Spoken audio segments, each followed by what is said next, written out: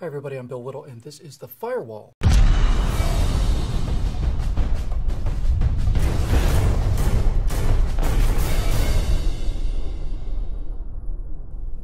For those of us who are not familiar with ISIS, that's the Islamic State of Iraq and Syria, the savage beheading of American journalist James Foley, and now that of his second journalist Steven Sotloff, certainly made the introduction.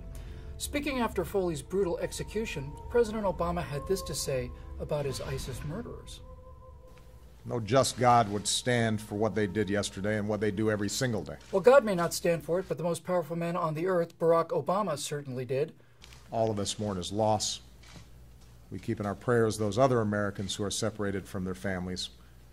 We will do everything that we can to protect our people and the timeless values that we stand for. And we will do everything we can to protect our people and the timeless values that we stand for, asterisk. See below. Because what President Obama neglected to tell the American people that day before returning to the golf course was that there is in fact an unread condition attached to his statement that he will protect our people and the timeless values that we stand for. What he meant to say was, he will protect our people and the timeless values that we stand for so long as there's no risk of adversely affecting poll numbers, or his political or even personal identity for that matter. Barack Obama is a lifelong anti-war radical, was an anti-war senator, and now has committed himself to withdrawing and reducing American power throughout the world. Now, a month and a half before James Foley had his head sawed off, a team of Special Forces operatives were flying through the darkness on a mission to rescue Foley and presumably Sotloff as well as other Western hostages. And it wasn't just any evening either. It was just after midnight on the 4th of July. For 30 days, President Obama delayed that mission, 30 days.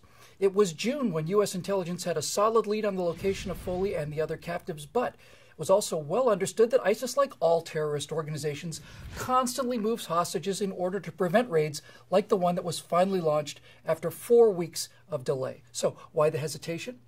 Well, President Coward was worried that a failed mission would leave him, in the words of his advisors, Carterized, recalling the catastrophic failure to rescue the Iranian hostages in 1980. And so this self-absorbed, term-limited president with actionable intelligence on the location of James Foley and others, and the full understanding that such information is fleeting, dithered and vacillated and golfed and raised campaign funds while he weighed the pros and cons and golfed and delayed and asked more questions and golfed and raised more campaign funds. Finally, he gave the go-ahead on the condition that the raid take place on the 4th of July, so that if successful, he could make the announcement to major fanfare on the nation's birthday. Delta and SEAL Team operators leapt out of their specially modified low-radar cross-section Black Hawk helicopters. Up to 15 ISIS fighters emerged from the building to meet them, and their wish to die for Allah was granted by an orbiting AC-130 gunship. As U.S. warriors secured the compound, lead elements breached the doors to where the captives, including James Foley, were being held, and of course the room was empty. Foley, his murderers, and the other hostages had been moved recently. Now, we know about this in far more detail than we should because when trying to cover up for his inaction, the president revealed critical operational details that compromised, again, the safety of the team elements and their ability to be successful in the future. And this wasn't the first time that President Coward left people to die because of fear of what a failed attempt might do to his image. Of course, neither could he afford to be seen as a man forcefully using proud American power, as did Presidents Reagan and Bush. Now, back on the night of September 11, 2012, at about 4 p.m. Eastern Time, reports began to come in of an attack on the consulate in Benghazi. By 5:10 p.m. Eastern, an unmanned surveillance drone was providing real-time video of the ongoing firefight at that compound. And yet, almost immediately, the White House issued a direct order to FEST, that's the Foreign Emergency Support Team, a highly trained, well-armed extraction squad standing by at various locations around the world for this exact contingency. He ordered them to stand down. We need to be crystal clear on this. It's not that President Obama failed to give the order for those men to get into their helicopters and go and try and rescue Ambassador Stevens and the rest of our people and the timeless values that they stand for.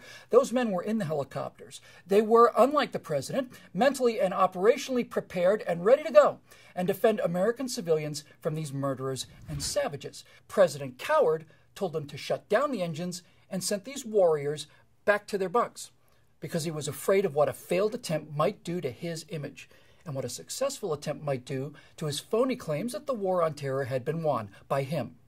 He had an election coming up, and priorities are priorities after all. So he watched on TV in real time as former SEALs Glenn Doherty and Tyrone Woods ran from safety towards the sounds of gunfire and fought off scores of heavily armed enemy fighters for 6 hours.